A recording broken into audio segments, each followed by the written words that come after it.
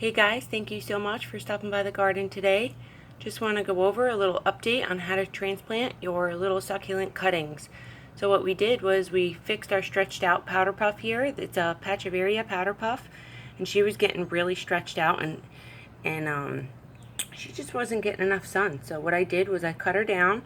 You can see I removed a lot of that stem, leaving about 1.5 inches or so, and we have a nice little rosette. So we let this end callus a little bit for like 3 or 4 days. You can see it's hardened off. It's kind of closed up. There's no exposed, fresh skin in there. You want to wait till that's gone. Let it callus on the counter for a good few days.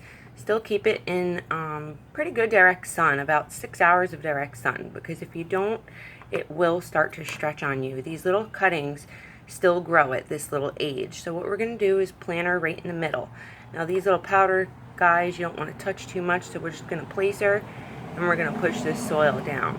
Now I like to transplant my succulent cuttings alone just so they can take root and I can watch them grow, they can get healthy, and then once they root and her root ball fills out this little container here, I go with a little container, then I go ahead and transplant when she has a nice root system on her. But for now we're going to just put her in direct sun, the 6 hours of sun she was in to 8 hours of sun she was in, so she doesn't stretch. We don't want her to stretch anymore.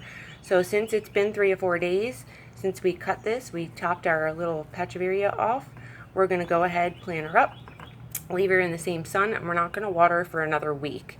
So in about a week we can go ahead and give it a little water. This is going to be a little deflated. You can see her leaves are deflated, but they're not mushy.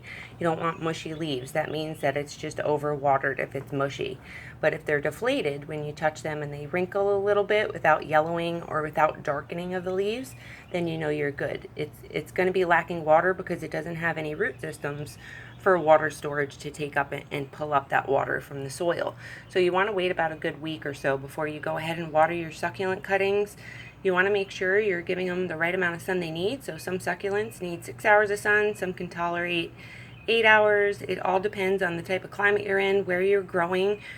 We grow here in Central Florida, Zone 9B, and it gets really hot with excessive heat. So I have to make sure we have a shade cloth over our succulents outside. We're going to go ahead and go to the succulent cart and put this little guy in his place.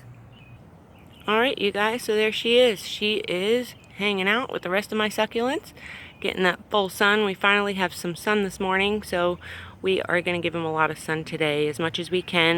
And then when it rains, I usually pull my succulent cart inside. That's why I love planting on these carts. Now the other half of that succulent is down there on the other end. I'll show you. This is where we cut her from, so we left some leaves on there so she can grow some new babies. New babies will come out of those leaf nodes, so just make sure you take down some leaves until you have a couple of leaf nodes, because that's going to encourage a lot of babies to grow. This is a hybrid of a succulent, and we're going to water this exactly how we would if it was still on there, the rosette. You can see these are nice and plump, they're not mushy, they're not overwatered when you touch them, and they're not changing color. So we're just going to go ahead and continue to water that guy as if that succulent was on there, and it'll produce some new babies for us.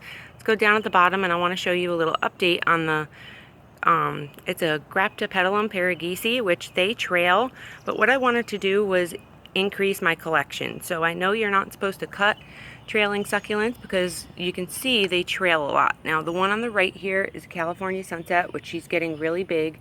You can see she's starting to trail over this pot real good. She needs to get transplanted in a terracotta because that's still plastic. These little babies we propagated from this Graptopetalum right here, Paraguaysi, and you can see how much she's been growing. And that's why I wanted to cut and propagate mine, because I love these and I want some more. You can see how good this little arrangement is doing. Now this is the one we did cut right here. And we have a head that we're propagating inside. I put it in my inside tote. So you can see where we cut in the middle and 3 new babies pushed out of that stem. So that's what you're going to get when you behead, it's called. I don't like that word beheading. I just don't care for it. So I use topping off your succulents, topping off the top rosette of your succulent. So when you hear me say that, it means I'm topping off my succulent, that top rosette, to let these few little babies grow. You can see where we topped it right there. Now we got babies growing out of the stem. So we're going to leave her to grow, trail out, look good, and then we'll have a lot more succulents to come. Thank you so much for watching, you guys. If you need any help on planting your succulent cuttings or growing any type of succulent, specifically that I have here, let me know. I'd love to help you in any way possible. Thank you so much for stopping by, and I'll see you next time out in the garden. Bye-bye.